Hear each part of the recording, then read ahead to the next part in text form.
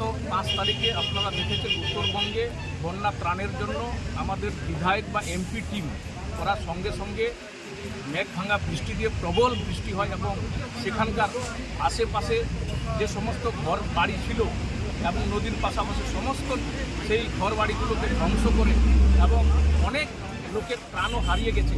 এবং এই সংবাদ পেয়ে আমাদের মাননীয় সাংসদ এবং শঙ্কর ঘোষ সেই স্পটে যান এবং পরিদর্শন করতে যান। ওখানে এক সম্প্রদায়ের লোকের সঙ্গে এমন পরিকল্পিতভাবে এমনভাবে তাদেরকে আক্রান্ত করা হলো।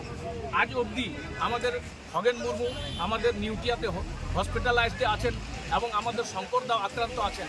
আপনারা দেখেছেন মাননীয় মুখ্যমন্ত্রী কোনো বিজেপি কোনো এমপি বিধায়কদের কোনো কাজ দেখতে চান না। উনি সবসময় একটা অপপ্রচার করেন।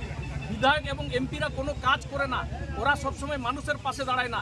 যখন আমরা প্রতি মুহূর্তে আমরা মানুষের পাশে দাঁড়ানোর চেষ্টা করেছি এবং তারা আমাদেরকে বারবার টার্গেট করে আমাদেরকে বিভিন্নভাবে আমাদেরকে মারার হুমকি এবং বিভিন্ন রকমের অপচেষ্টায় তারা আমাদেরকে অন্যভাবে অপপ্রচার করে আমাদেরকে একটা ব্যাকফুট নেওয়ার চেষ্টা করে।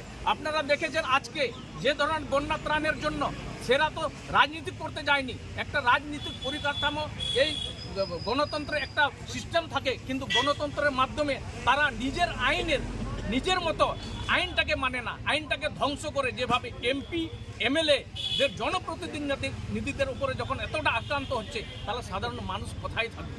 আপনারা দেখেছেন আমাদের সমস্ত সার্বিকভাবেই বলছি, শুধুমাত্র আদিবাসীদের ক্ষেত্রে না, কিন্তু আপনি দেখেন আমরা দুর্গাপুরে হোক না কেন, আরজি করে হোক না কেন, সমস্ত জায়গায় যেভাবে কামদুনির মধ্যে যেভাবে নারী ধর্ষণ হয়েছে আজ অবধি কিন্তু কোনো জাস্টিস পাইনি।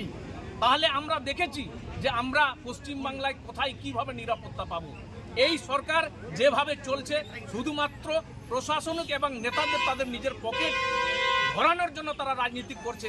আপনি সারা পশ্চিমবাংলায় যান, কোনো রাস্তা, কোনো স্বাস্থ্য, কোনো শিক্ষা পরিকাঠামো বা কোনো পানীয় জলের ব্যবস্থা কোনোভাবে ঠিকঠাক নেই। এই কারণে এখানে কোনোভাবে যদি আগামী দিনে মানুষ বুঝে গেছে আগামী দিনে এই সরকারকে উৎখাত করবে, এটা সম্পূর্ণভাবে নিশ্চিত। এটা আপনাদেরকে বলে যাচ্ছি, আগামী দিনে নিশ্চয়ই সুশাসনের জন্য এখানকার জনগণ নিজের রাস্তা নিজেরা বেছে নেবে এবং আগামী দিনে এই সরকারকে উৎখাত করবে।